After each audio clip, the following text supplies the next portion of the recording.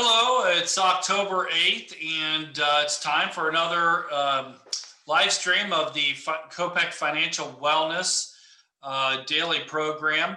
My name is Jay Linder. I am president of COPEC and hosting today, and real excited about having our guest join us, Nathan Quilter, a certified financial planner with retirement strategies. And we're going to be talking today about IRA distribution requirements. So I appreciate everybody tuning in, and we'll get started shortly. I wanted to spend just a few moments to review the COPEC disclosure. It's real important we get this information out there.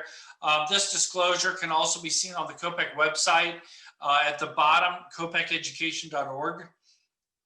At the bottom, there is a disclosure link that you can see this again, and it really talks a lot about the speakers, the organization, affiliated companies that are part of the board, and then also, because I am on the board and president and also hosting these programs, we have additional information about retirement strategies on there. So we want to make sure that information is available to you. Also, what is COPEC? On the pulse of all of these types of distributions and IRAs and those kinds of strategies, which I noticed there we got the wrong title there. It's actually distribution of IRAs, correct? So we'll go ahead and talk a little bit about that. I think we have that on the front slide here. Yes, correct. IRA distribution requirements. So tell us a little bit about what we're going to talk about, and thank you so much for joining us. Yeah, thank you for having me. As a topic, IRA distribution requirements. There are different rules when you have IRAs. One of the rules is, how soon can you take money out without penalties, taxes? How do penalties and taxes come into play? The other aspect is, at a certain point there will be the IRS is telling you have to take a certain amount out. We'll talk about both, but probably the more common issue I'd say would be that we deal with as far as the planning aspect is the required distributions. But there are definitely planning ways you can play with, the minimum age distributions that you can take it out. So, but yeah, planning ahead and knowing where you're going to get money from, and what the most, working for tax efficient ways to do it is really important. It's saving 1,000 here, 1,000 there really adds up over time. So. Yeah, and that's a good point. I think a lot of people, several things come to mind. A lot of people think of investments as being, what kind of rate of return did I get, and those types of things. But they don't really think of all either the penalties or the taxes and the different things that apply to those investments that can dramatically change your rate of return. And if you do these right, it can add up to a lot of money over time. Absolutely, yes. The different tax brackets can jump from, there can be 10% jumps by going into the next tax bracket. So, if you can keep yourself under that, every dollar that you didn't go into that bracket that's 10% higher, you save, it's almost like a 10% penalty. Now, technically it's not, it's just a higher tax rate, but if you're paying 10% more, it's similar to a penalty, and then if you do have a situation where you're paying penalties on top of that, that's huge. And particularly in the case of the required minimum distributions, if you need to take them and you don't take them, the penalty can be 50% of what you didn't take out that you were supposed to. So, that can add up to big dollars pretty quickly, if not done correctly. Now, correct me if I'm wrong, but when you work with clients and you're going through not only the last years that they work, but then the time between when they retire and the minimum distributions, and then the time after that, you include taxes, the tax planning, when, from where, to take those distributions to really minimize those taxes. Absolutely. Yeah. So, if you're in a higher tax bracket while you're working, maybe you sock that money away pre-tax, and then when you retire, maybe, you're pulling it out of a lower tax bracket. And a lot of times there'll be a window, from when you retire to when you have to start taking those required minimum distributions. And during that window, maybe you're doing, if you don't need all the money, maybe you want to start doing, Roth conversions along the way to now take advantage of that lower tax bracket, that maybe your tax bracket is going to jump up when those required minimum distributions kick in. So absolutely, yeah, the different time frames kind of open up windows for opportunities. Right. Well, let's maybe start at the beginning, which is when can you start? We're not really going to focus on contributions. This is all about distribution. So what are some of the rules as far as when you can start taking distributions? In generally with IRAs, which is kind of the focus today, in generally with IRAs, you have to be 59 and a half to make a distribution. Now there are, as you'll see in the discussion today, there are a lot of exceptions to rules when it comes to these requirements a lot. But in general, age 59 and a half is the age you need to hit to take that money out. Now there are Roth IRAs, which operate a little bit differently, where when you put money in your Roth IRA, your contribution amount, you can always pull that contribution amount out without tax or penalty.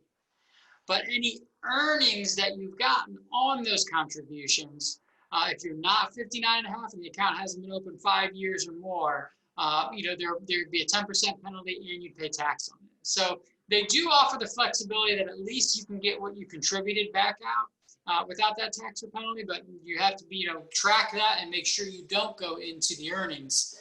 Because if you do on that Roth, and you're under age 59 and a half, or the account has not been open 5 years, then you'll be hit with the tax and penalty. So, if you're maybe 6 years from retirement, or, maybe go ahead and open a Roth IRA. And even if you're funding it with $100, if you think you're going to be able to fund more later, to at least start that 5-year clock. Before you can start pulling those earnings out without tax or penalty. So, but in generally it's 59 and a half. Again, the Roth, you can take those contributions out. Now the pre-tax IRAs, the traditional IRAs or rollover IRAs, again, 59 and a half is the rule. There are exceptions again for paying for education, financial hardships, home purchases, things like that. So you can look, if one of these exceptions hits, maybe you can get in earlier, but other than that, it's 50, or you can get money out earlier, excuse me. But other than that, it's 59 and a half. There are, again, another exception, equally periodic payment plans, where you set up a plan, you agree to take out an equal amount for 5 years. You can kind of, an exception to that, but in general, 59 and a half. So as an example, if you have a 401k at your employer or a 403b at your employer, and you are retiring at age, let's say 55, 56, 57, 58, you may want to make sure, don't immediately roll over that 401k into an IRA, because you may have now just put yourself into an account that you have a penalty on. So you maybe leave enough behind in that 403b or 401k that at least to bridge that gap until you're 59 and a half. So maybe you can move a good portion to an IRA, but leave enough behind in that 403b or 401k that you can access it before 59 and a half without a penalty. Yeah, which is good. I mean, it's tough for people to know all the rules that are out there. And so it really kind of behooves people to maybe check with somebody. If you're starting to do some planning and you're expecting to retire at certain ages, to be aware as to what's available, at what age, let alone government plans, federal plans, state plans, distribution dates, like you just mentioned right there. There's a lot of moving parts depending on your situation. Right, absolutely. So yeah, like you said, if you know when you're going to retire, plan ahead for where am I going to get that money from when I retire? If my paycheck stops, where am I going to get the income from that I need to live off of? So, make sure you understand all the intricacies of it. So you can talk to, CPA or a financial advisor, make sure you understand, how these things all work together, and make sure, that you're not messing something up on one side that could really hurt you.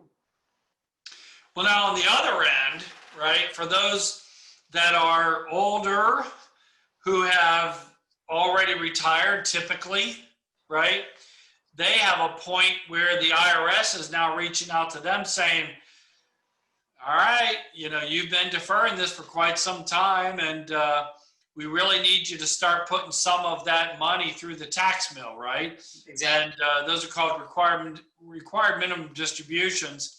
And I know the Secure Act that was recently passed had something to say about that, right? Absolutely, yes. So specifically talking about your own IRAs now, at age, it used to be 70 and a half. The year you turned 70 and a half, you had to start taking required minimum distributions. As you mentioned, this is the IRS's way of saying, hey, you've deferred it long enough, it's time to start paying taxes on this money. The way they calculate that required minimum distribution is they look at your account balance at the end of the previous year and divide it by an IRS factor.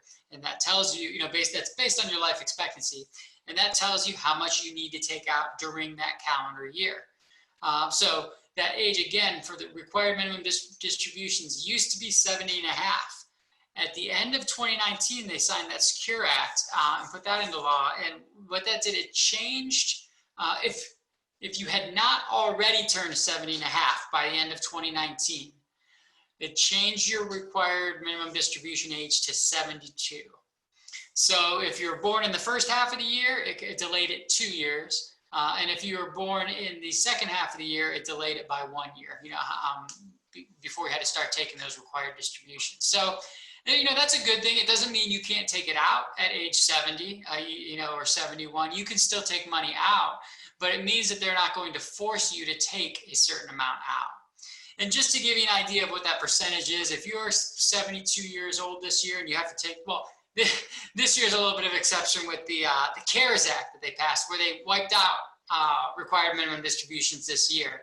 But let's say next year you turn 72, it's about 3.9% of your balance that from the previous year, the December 31st balance.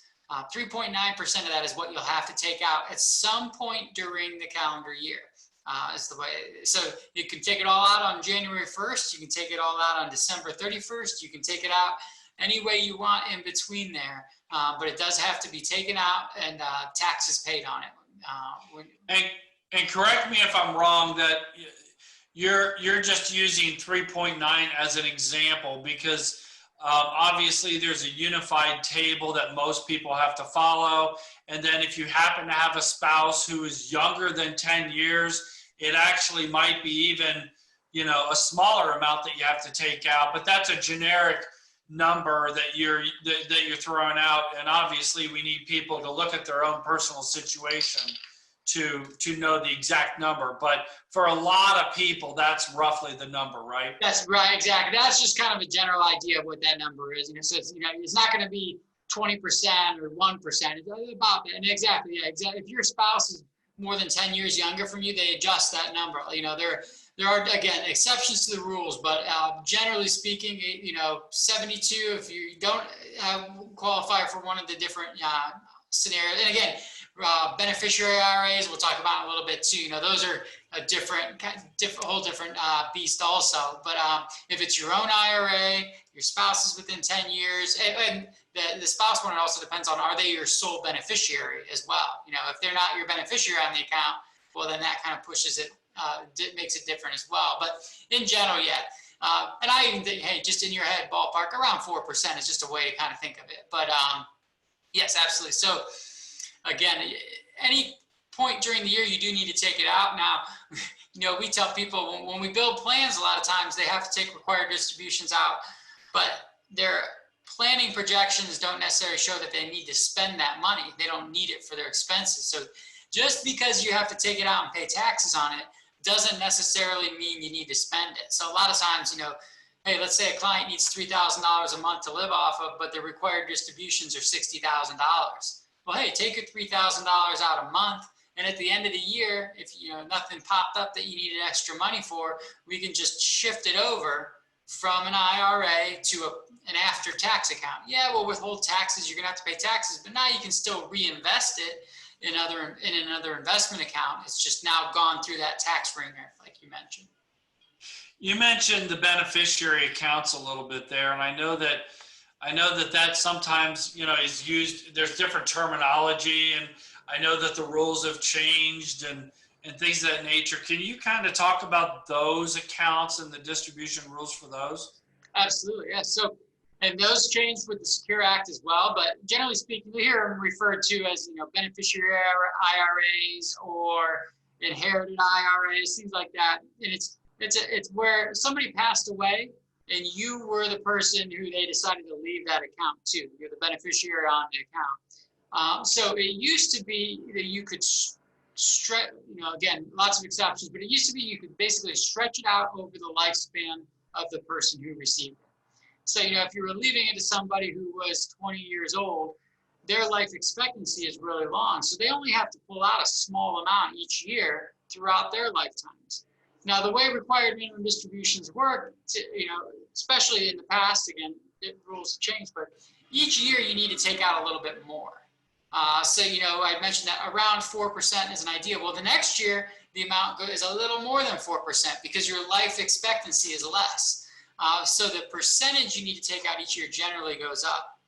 Well, with those, inherited IRAs, again, if you were younger, you had to take a little bit out each year, but you could have this account still continue to grow throughout somebody who is younger's lifetime, and they just take out a little bit each year, whatever the IRS says they had to. Well, when they passed the Secure Act, they basically said if it's before December 31st, 2019, it follows the old rules where you can stretch those out.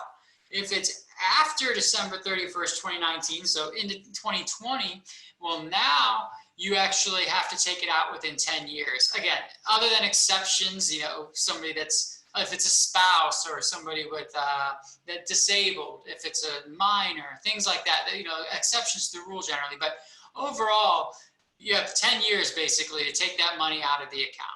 And that's kind of similar to previously, if you inherited an account and you did not take your required minimum distribution, let's say you've forgotten or you didn't get around to doing it in the first year or two, the IRS basically say, look, just make sure the account is emptied out within 5 years. So that's kind of, I think, where they took the idea is they said, now, okay, look, you inherited it. It doesn't matter if you take money out the first year now, starting in 2020, if you inherited it, you still have to have the entire account emptied out within 10 years. So there's still, it's kind of, hey, they gave a little bit when they pushed the required minimum distribution back to age 72. I think that was a big plus. Like I said, you could still take money out, but you didn't have to. They kind of took back on this one with the beneficiary IRAs because, now when you have to empty it out in 10 years, hey, you can't leave, it's not as long-term money potentially for your heirs. Now, with that said, there are still planning strategies. You can still say, hey, look at the situation of the person who inherited it and see what fits in their situation. Hey, are they younger? Are they going to want to put money down on a house in the next 2 years? Well, let's empty it out a little bit sooner so they have that money, but maybe spread it out over a few years so they're not getting hit with the taxes all at once. Or on the flip side, let's say you're going to retire in 5 years. Well, maybe you're going to retire, if I'm the person who inherits it, if I'm going to retire in 5 years, why take anything extra out now? Right. Why not take it out if I'm going to be in a lower tax bracket during retirement? Don't take a dime out for the first 5 years and then take it out over the next 5 years or whatever the case may be. So there are still ways, planning opportunities, but it is, somewhat kind of limited with the new rules. Another aspect you could think of is hey, I need to take this money out, but maybe I can contribute to retirement plans at my work. So if I take it out and then contribute over there, it kind of offsets the taxability of pulling it out, if you have that ability to do that through your employer. So again, there are still strategies that can be used, but it is limited somewhat. Yeah, and a lot of these rules change over time, again, depending on what Congress looks like and what their goals are. I think we find that every 5 or 6 years, something changes. It's, a lot of things have been added, 529s were added and stretches were added and, a lot of these rule changes. And you got to stay on top of these. These little tweaks happen. And especially with required minimum distributions, the tax penalty is pretty stiff. Absolutely. 50% of what you didn't take out. So if you were supposed to take 10,000 and you forgot and you didn't do it, again, this is on your own IRAs, beneficiaries now, they've changed a little bit. Or if, you'd inherited before 2020, but yeah, 50% of what you needed to take out. So if you were supposed to take out 20 and you took nothing, $10,000 is quite a hit. So again, there are sometimes they'll make an exception. You can maybe, if you realize, hey, I didn't do it if it was the beneficiary IRAs before, typically it's, hey, just take it out within 5 years and you're okay.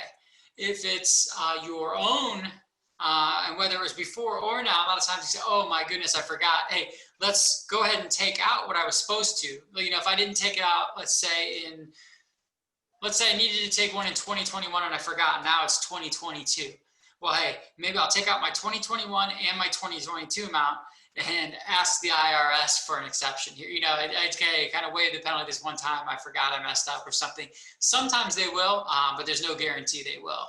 But if it's a one-time thing, particularly if it's the first year, you might be granted an exception, but again, you might not. So, but as soon as you realize the error, I would take it out, and try to correct it.